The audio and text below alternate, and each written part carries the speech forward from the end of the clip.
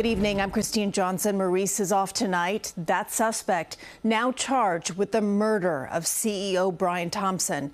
He is expected to be sent back to the city to face those charges.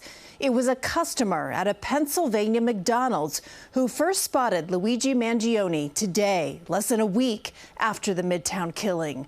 Tonight, New York prosecutors say they're filing a murder charge against him.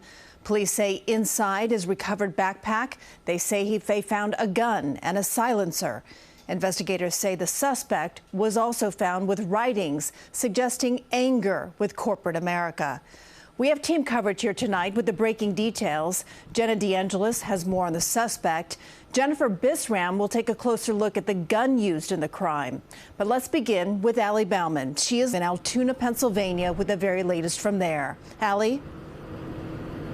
Christine, that murder charge starts the extradition process back to New York. Now, police believe Luigi Mangione had been traveling around Pennsylvania since Brian Thompson was killed, from Philly to Pittsburgh to here in Altoona, where he was finally spotted by a customer at this McDonald's.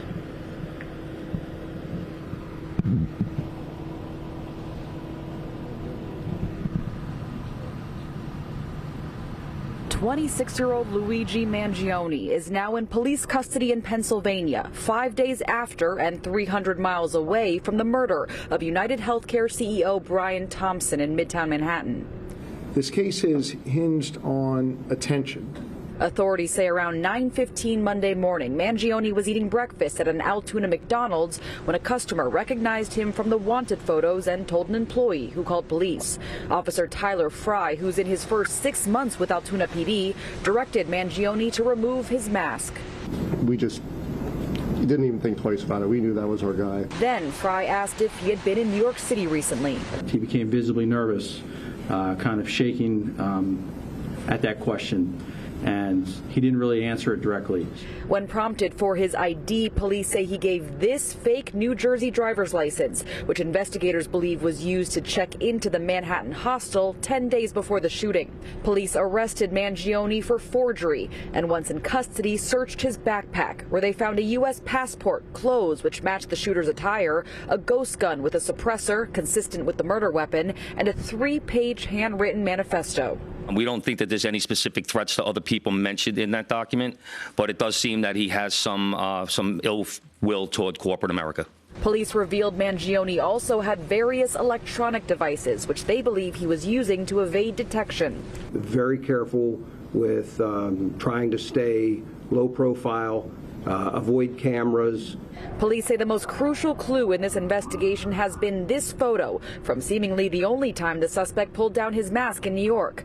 But the NYPD has been working around the clock to track his moves, from his arrival by bus to New York City to his escape from the crime scene by bicycle to Central Park, where detectives recovered a backpack, and his taxi ride to the Uptown bus terminal, where they believe he fled. Some of these detectives that are standing behind me haven't been home since Tuesday when this incident happened.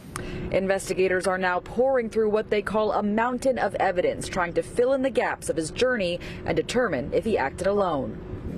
If you have any information regarding this suspect or his travels throughout Pennsylvania, please share those tips with us immediately.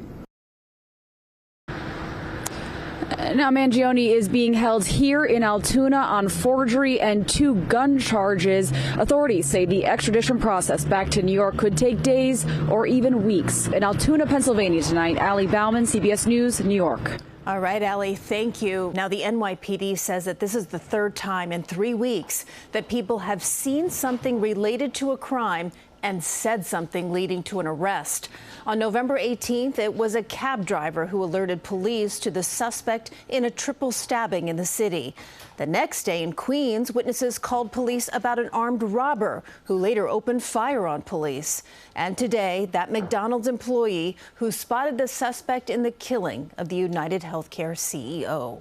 And speaking of which, today, family and friends of CEO Brian Thompson held a private memorial service. He leaves behind a wife and 2 sons. United Health Group released a statement today saying, "Our hope is that today's apprehension brings some relief to Brian's family, friends, colleagues, and many others affected by this unspeakable tragedy."